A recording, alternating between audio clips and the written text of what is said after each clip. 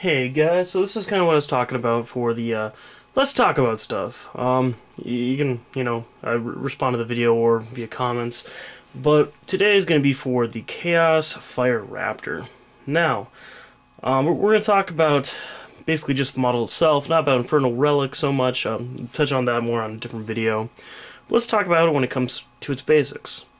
Now, some of the stuff I'll just be zooming in at times, just to make it a little bit easier. So. Again, otherwise it's going to be moving back and forth and so on. But Chaos Fire Raptors, so if no one knows anything about them, they are it's basically a flyer hover. That's all it is. It's a flyer that can go into hover. Now it's 200 points base, and its base stats is Ballistic Skill 4, 12, 12, 12, 4 hull points. Now, not only does it have a good actual base stat line, its weaponry is what makes it very unique. Now, basically, what it first comes with is not always the best. You're going to notice in the war gear, it has one hull-mounted twin-linked Avenger bolt cannon, which is kind of its bread and butter. You have two turret-mounted quad heavy bolters. Now, the bolters, there's 6 shots. They're not bad. Could be better, but it's not bad for 200 points. And then 4 wing-mounted Hellstrike missiles. Now, the Hellstrike missiles, we're going to talk about that. We're basically going through its base weaponry. The ITCs have made them officially good, because technically in the rules, if you read about, because there's a Strength 8 AP3 ordnance missile, but when you read about the rules, it talks about when you shoot one ordnance, it's, next weapons are, snap shooting. They've done a, basically if you shoot one, alright, but you got to announce when you're going to shoot, I'm going to shoot all 4 of them. All 4 of them, because it's one missile system. All 4 of them shoot a regular ballistic skill.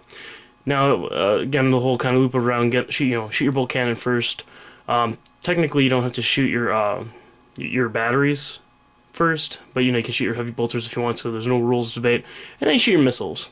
It's a kind of a one unload thing. The only reason that they're good is if you got something maybe like a knight. Get that extra armor pen, especially for angles. If it's an issue like the first turn, it comes in for angles. Now, extra armor, great, so it doesn't ever have to snap shoot, unless you jink. Now, let's talk about the special rules. Basically, Deep Strike, really don't know why you use that too often. Again, why kind of risk it? Because its size is utterly ridiculous. It's too big. Strafing run, it hits on 2s. Against 95% of things in the game. Independent turret fire. No, this is what makes it really good. So, whether it's heavy bolters or you upgrade to the quad guns, which is what I kind of suggest here, it basically allows you to fire them at anything. It's a better version of split fire, because not only, again, do you get to shoot at different items, or sorry, different people, different flyers, whatever, you as well don't get any sort of, negatives by shooting your ordnance missiles. So that's what's really cool.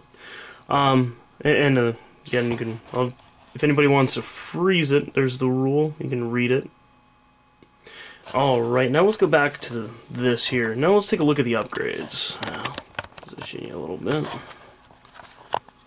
Okay, we're just gonna, oh, come on, just being a pain here. Alright, I'm just gonna do them here one at a time.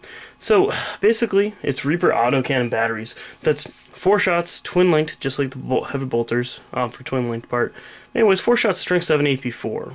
Now, the thing that's really good about this, it's only a 10-point upgrade. This allows you to make the Fire Raptor either super anti-infantry or super anti, basically air and slash transports or walkers vehicles.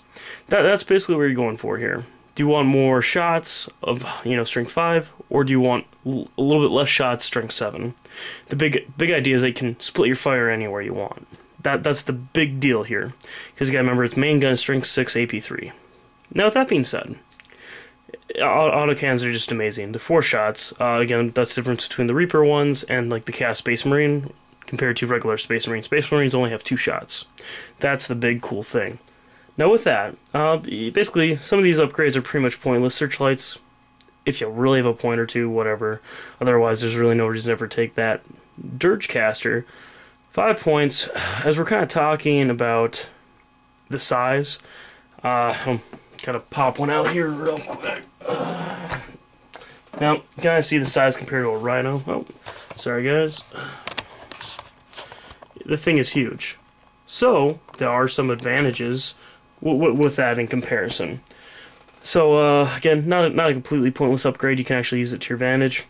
Armored ceramic. All that is basically your anti-melt part. So Melta, you can only, and I'm probably not pronouncing that right either, but your Melta is only strength 8. You never get the extra d6.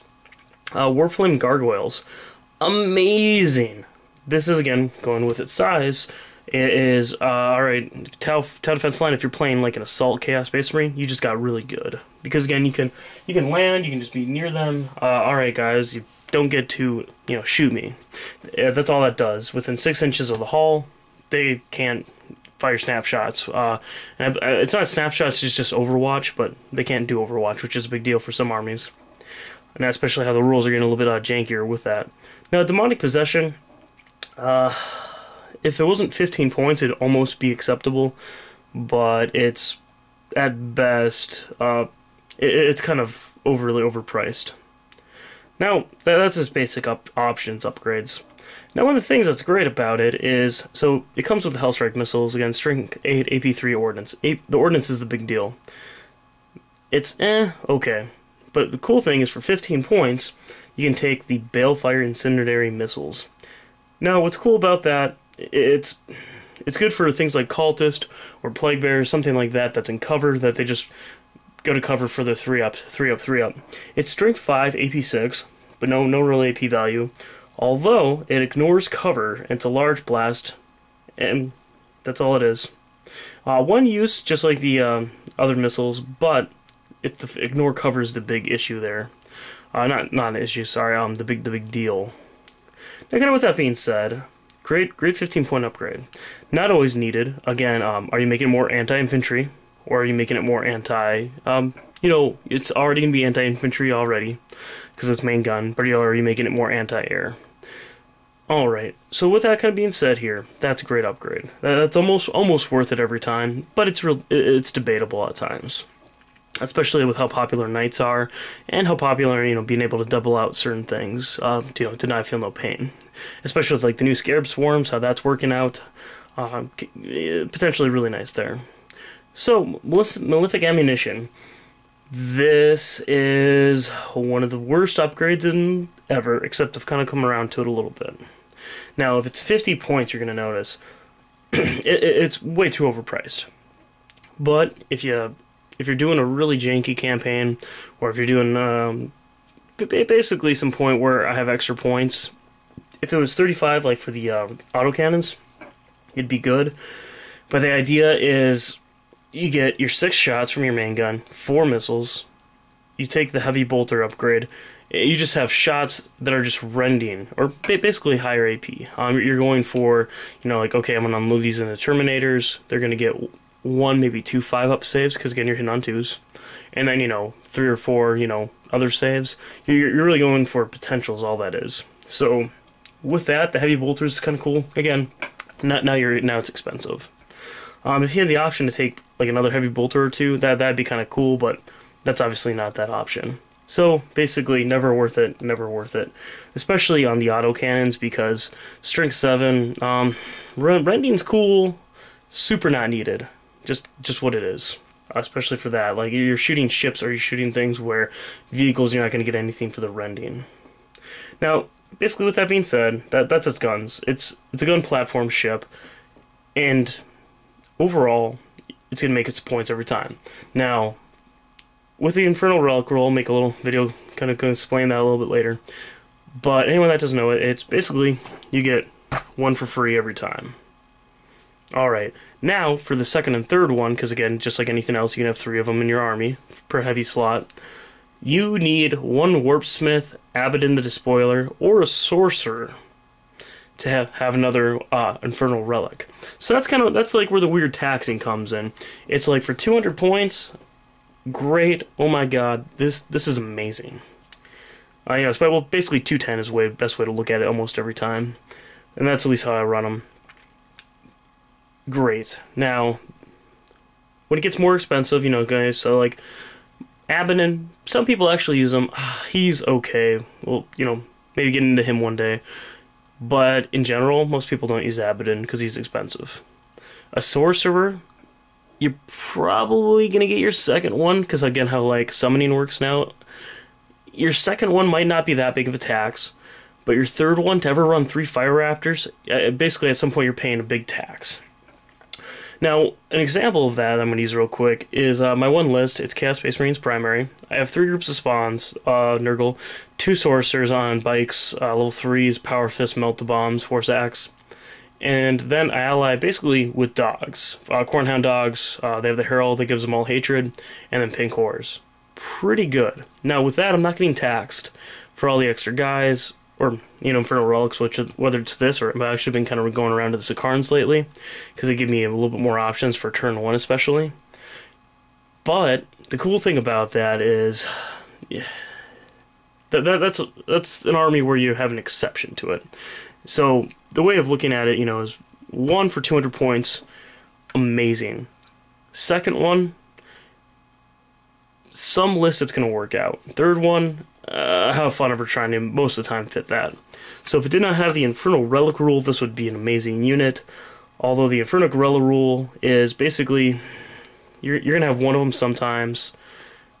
Actually, I'd say, you know, really all the time, you probably want this or Sicaran, or the Pred isn't really not that good. But yeah, that's really all there is to it. Again, the 4 hull points is huge. The fact it can go into hover mode and how hovering flyers are now scoring, at least now currently. If that ever gets overturned, I wouldn't be surprised. But yeah, it's a big deal for a lot of that stuff, and the fact it can just jink too. Because again, all of its guns are twin-linked. Its main gun is twin-linked. The, you know, heavy bolters are twin-linked, or the autocannons. Actually, the only thing that is not twin-linked are the missiles. So, pretty basic, pretty simple, but when it comes down to it, the Fire Raptor is an amazing choice. Alright, well, thanks for watching. Hopefully, if you like this, you'll check out some other ones.